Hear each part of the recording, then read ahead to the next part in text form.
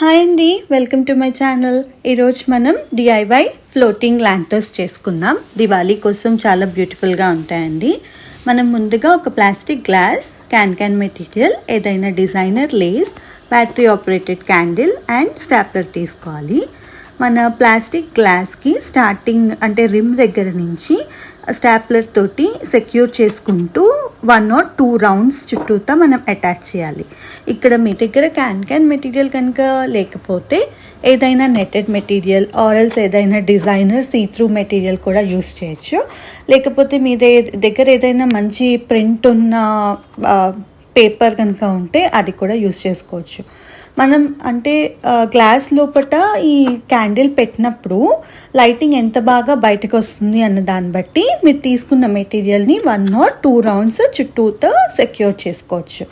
అలా సెక్యూర్ చేసుకున్న తర్వాత మిగిలిన మెటీరియల్ని కట్ చేసేసి నీట్గా పైన రిమ్కి కరెక్ట్గా ఉందో లేదో చూసుకొని అటాచ్ చేసేయండి. అలా అటాచ్ చేసిన తర్వాత మన దగ్గరున్న లేస్ని బ్యాక్ సైడ్ నుంచి మనం ఎక్కడైతే క్యాన్ మెటీరియల్ ఎండ్ చేసామో అక్కడి నుంచి అటాచ్ చేసుకోవాలి. అలా అటాచ్ చేసుకునేటప్పుడు ఒకవేళ మీరు 2 రౌండ్స్ కనుక పెట్టి ఉంటే ఆ 2 రౌండ్స్ ఈక్వల్ ఉండకపోయినా ఏం ప్రాబ్లం లేదండి. అవుట్ సైడ్ ఉన్న రౌండ్కి మనం స్టాప్లర్ తోటి అటాచ్ చేసేయచ్చు. అప్పుడు ఏంటంటే మీకు అనీవెన్ మెటీరియల్ అనీవెన్గా కనిపించకుండా ఉంటుంది, బయటకి అంటే ఈవెన్గా ఉంటుంది, పర్ఫెక్ట్గా ఉంటుంది. అలా సెక్యూర్ చేసుకున్న తర్వాత మనం సేమ్ ప్రాసెస్ని పైన సైడ్ కూడా రిపీట్ చేసుకోవాలి.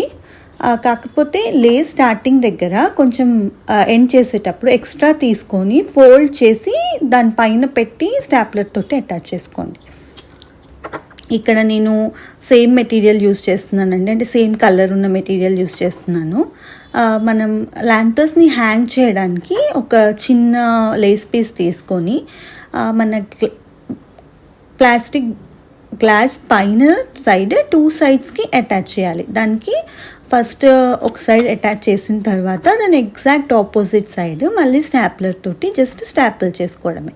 ఇలా అయిపోయిన తర్వాత సేమ్ కింద మనం ఎలా అయితే లేస్ అటాచ్ చేసామో సేమ్ అలానే పైన కూడా అటాచ్ చేసుకోవచ్చు. అటాచ్ చేసుకునేటప్పుడు కొంచెం జాగ్రత్తగా ఉండండి. ఇక్కడ నాకు కొంచెం కష్టంగా అనిపించింది స్టాప్లర్ చేసేటప్పుడు. అంటే మనం పైన రిమ్ కొంచెం పెద్దగా ఉంటుంది కదా, కొంచెం లేస్ పైనకి పెట్టి అటాచ్ చేసుకోండి. అలా అటాచ్ చేసుకునేటప్పుడు కూడా 2 or 3 స్టాప్లర్స్ యూస్ చేసి మనం అటాచ్ చేసేసుకోవచ్చు. ఇది అలా చేసిన తర్వాత అయిపోతుందండి. ఎక్కువ మెటీరియల్స్ కూడా ఏం అవసరం ఉండదు, ఓన్లీ 2-3 ప్రోడక్ట్స్ తోటి చేసేయచ్చు. కానీ అవుట్పుట్ మాత్రం చాలా అంటే ప్రీమియం ప్రోడక్ట్ లాగా కనిపిస్తుంది. మీరు చూస్తారు కదా, ఇప్పుడు వీడియో పెడతాను నేను నెక్స్ట్. అలా చేసుకొని దాంట్లో మనం లైట్ చేసి క్యాండిల్ పెట్టేసుకొని మంచిగా సీలింగ్కి కానీ లేకపోతే బయట కానీ హ్యాంగ్ చేసుకోవచ్చు. Hope you liked it.